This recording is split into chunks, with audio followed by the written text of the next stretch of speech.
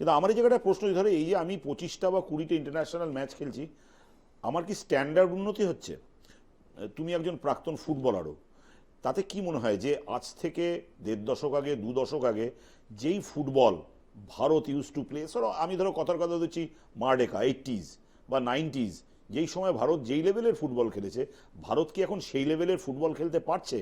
Okay, it is true যে এখন আমরা মাল্টিপল বছরে 20-র বেশি আমরা ইন্টারন্যাশনাল ফুটবল রিপ্রেজেন্ট করছি, কিন্তু তাতে লাভটা কি হচ্ছে?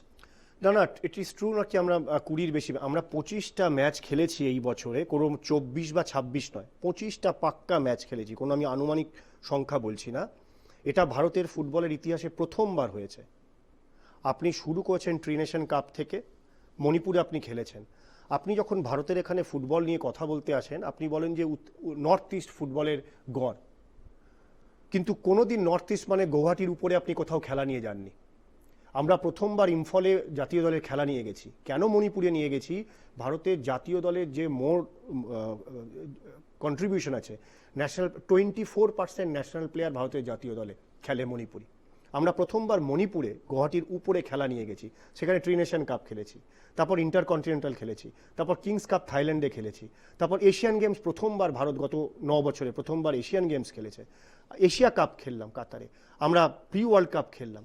আপনি যে মারডেকা নিয়ে কথা বলছেন, ভারত তো যেত না, অলিম্পিকে যেত না, এশিয়াতে যেত না, মারডেকাতে গেছিল, এবং মারডেকা কাপ 2013-র পর প্রথমবার 2023-এ হলো, 2023-24-এ হওয়ার পরে এখন ভারত গিয়ে খেলে এলো সেখানে। এই যে আপনার এই চেষ্টার আগে এত হয়নি।